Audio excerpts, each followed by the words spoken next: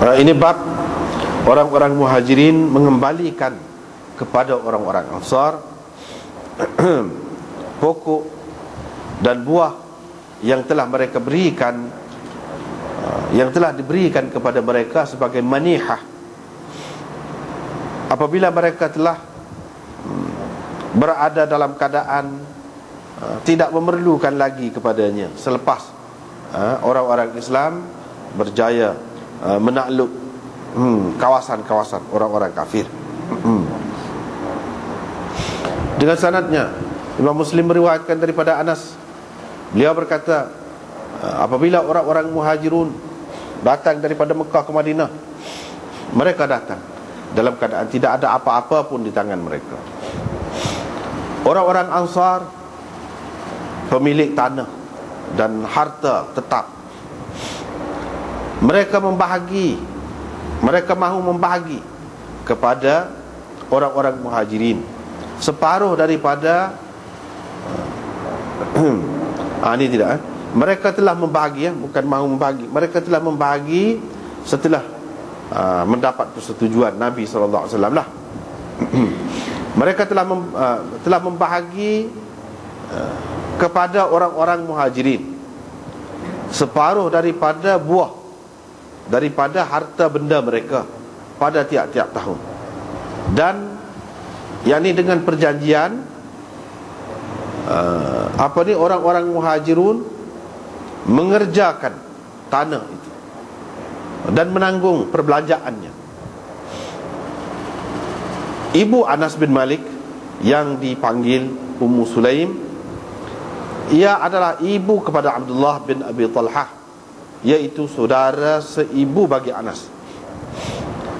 Ibu Anas ini telah memberikan kepada Rasulullah idzaqan, iaitu beberapa tandan ataupun pokok yang mempunyai beberapa tandan buah tamar.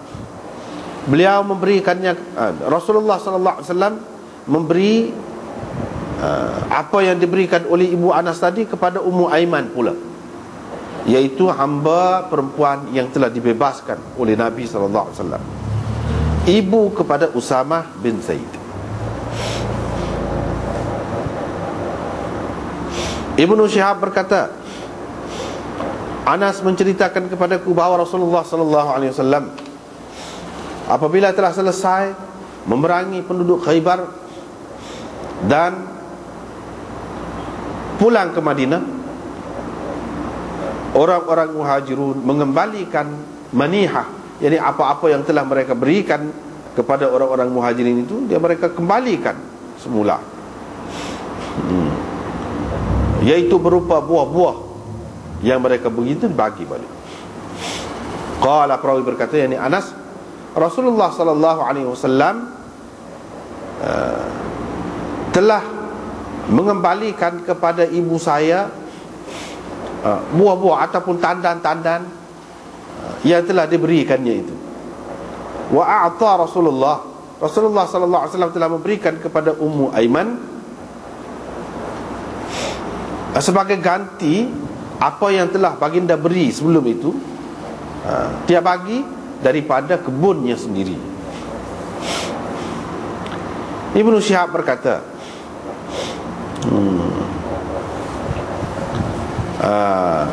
cerita Ummu Aiman, iaitu ibu kepada Usamah bin Zaid ini, ialah beliau ni dulunya adalah hamba kepada Abdullah bin Abdul Muttalib. Dia orang Habsyah. Apabila Aminah telah melahirkan Rasulullah sallallahu alaihi wasallam selepas wafat ayah Nabi sallallahu alaihi wasallam, Ummu Aiman inilah yang mengasuhnya sampai Rasulullah sallallahu alaihi wasallam besar. Setelah Nabi sallallahu alaihi wasallam besar, Nabi sallallahu alaihi wasallam memerdekakannya, kemudian mengahwinkannya dengan Zaid bin Harithah. Dia telah wafat, dia telah mati, yang ini siapa? Ummu Aiman. Selepas Rasulullah sallallahu alaihi wasallam mati 5 bulan. Nah, sumpah. Dengan sanadnya Imam Muslim meriwayatkan daripada Anas lagi. Orang ramai-ramai tu kata anna rajulan, lafaz dia tu, ada seorang lelaki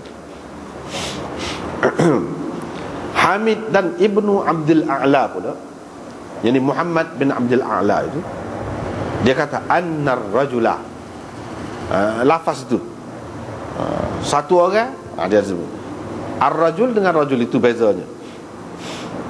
Dia bagi kepada Nabi SAW beberapa pokok tamar daripada tanahnya, sehinggalah kawasan Bani Quraizah dan Nadir telah dikuasai oleh Nabi SAW. Maka mulalah selepas itu Nabi SAW mengembalikan kepadanya apa yang telah diberikannya, ini kepada Nabi. Anas berkata, keluarga aku menyuruh aku pergi kepada Nabi SAW dan minta dengan Nabi apa yang mereka beri sebelum ini semua sekali ataupun sebahagian daripadanya. Nabi SAW pula telah memberikan apa yang telah diberikan oleh keluarga Anas itu kepada Ummu Aiman. Aku pun pergilah kepada Nabi SAW, Dia pun bagilah pokok-pokok tamar itu kepada aku. Ummu Aiman mari, dia pun letak kain dia di tekak aku. Ya, ambil kain dia letak di tekak aku. Dia heret aku. Waqalat, dan Ummu Aiman kata, demi Allah, dia tak akan bagi kepada kamu. Dia sudah bagi dah ke aku. Maksud dia tu Nabi lah. Dia tak akan bagi lagi kepada kamu. Dia bagi dah ke aku. Tetapi Nabi SAW lepas pada tu kata, wahai Ummu Aiman, biarkanlah, bagilah ke dia. Engkau akan dapat sekian-sekian. Mana aku nak bagi hak lain. Dia pula kata, tidak, demi Tuhan yang tidak ada Tuhan melainkan dia. Nabi SAW pula duduk kata semacam terus mengatakan sekian, akak lagi sehingga 10 kali ganda daripada apa yang telah Nabi SAW bagi kepada dia tu, daripada hak mak Anas bagi tu. Hak mak Anas bagi tu, kita kata kalau saya hak tu 10 lagi sebagai ganti. Ini bab keharusan makan daripada makanan ghanimah di negeri Harbi. Dengan sanad yang Imam Muslim meriwayatkan daripada Abdullah bin Mughaffal, dia berkata, aku telah mendapat satu guni ataupun karung, satu jabir ke bekah lah, lemak pada hari Khaybar. Qala, perawi berkata, yang ni Abdullah, aku pun iltazam tu, dakak beg tu, dakak karung jabir tu, kampit itu. Fakultu, sambil aku katalah, aku tak akan bagi hari ni kepada siapa-siapa pun sikit pun ni. Mana dalam hati dia lah, dia kata. Qala, perawi kata, ini Abdullah tu lah kata, aku pun paling tengok Rasulullah tu senyum dia. Rasulullah tu senyum. Dengan sanad yang Imam Muslim meriwayatkan daripada Abdullah bin Mughaffal lagi, dia kata, dilontarkan kepada kami satu kampit makanan dan lemak pada hari Khaybar. Aku pun melompat untuk mengambilnya. Dia berkata, ini perawi, yakni Abdullah bin Mughaffal berkata, tapi aku berpaling, rupa-rupanya Rasulullah ada dekat aku, kamar kau tak ada, orang lain kau ada, tak apalah. Fastahyaitu minhu, aku pun berasa malulah kepada dia.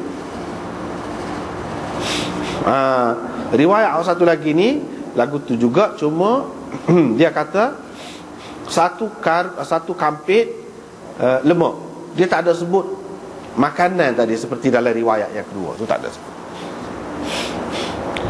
Ini bab Nabi SAW telah menulis surat kepada Herakl, Raja Syam, di mana Nabi SAW menyeru dia kepada Islam. Dengan sanadnya Imam Muslim meriwayatkan daripada Ibnu Abbas bahawa Abu Sufyan menceritakan kepadanya dari mulut ke mulut. Katanya, aku pergi pada masa telah berlaku perjanjian di antaraku dengan Rasulullah, yakni perjanjian damai. Beliau berkata, ketika aku berada di Syam, tiba-tiba dibawakan sepucuk surat dari Rasulullah SAW kepada Herakl. Maksud beliau pembesar Rom.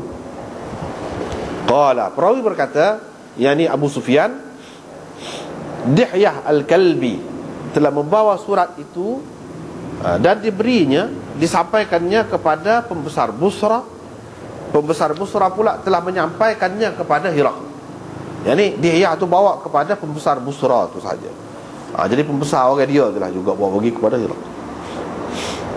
Herakl pun bertanya, di sini adakah sesiapa daripada golongan dari puak ni, orang yang mendakwa dia ni Nabi ni, adakah siapa-siapa?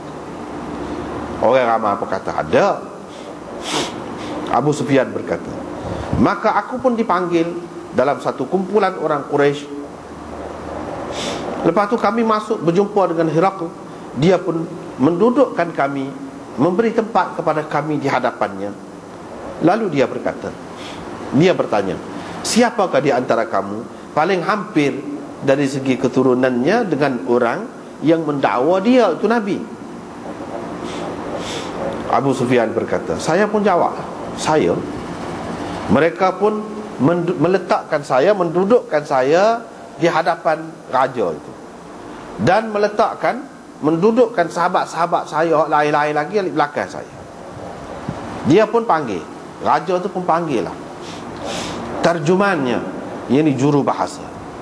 Dia pun kata kepada terjuman itu, kamu cakaplah kepada mereka, yakni hak alik belakang saya, sahabat-sahabat saya, bahawa aku akan bertanya dia ni tentang orang yang mendakwa dia Nabi. Kalau dia berdusta dengan aku, kamu dustakannya. Kamu kata dia pelawak, dia tak betul.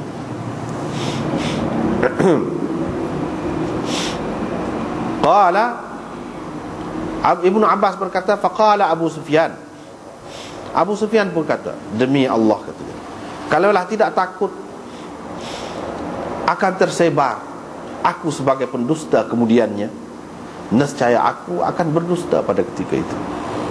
Kemudian raja itu pun berkata kepada juru bahasanya, tanyalah dia, bagaimana keturunannya di antara kamu, di kalangan kamu, yakni orang yang dakwa jadi Nabi. Abu Sufyan berkata, saya menjawab, dia di kalangan kami seorang yang berketurunan baik, berketurunan mulia. Qala, raja tu tanya lagi, adakah nenek moyang dia ada raja di antara nenek moyang dia tu ada raja, adakah? Saya jawab, tidak ada. Raja tu pun tanya lagi, adakah kamu pernah menuduhnya berdusta sebelum dia mendakwa apa yang didakwanya ini? Saya jawab, Abu Sufyan kata, tidak ada. Raja itu pun tanya, siapa yang mengikutnya? Adakah kalangan bangsawan ataupun orang-orang yang lemah di kalangan mereka?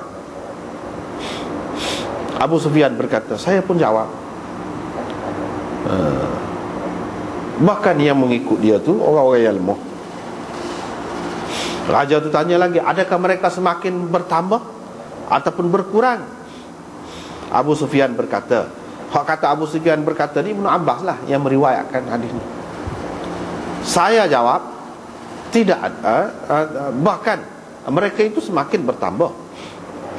Raja itu pun tanya, adakah sesiapa di antara mereka meninggalkan agamanya selepas memasukinya kerana tidak suka kepada agama itu? Ada? Abu Sufyan berkata, saya menjawab, tidak ada. Qala, raja itu bertanya lagi, adakah kamu pernah berperang dengannya?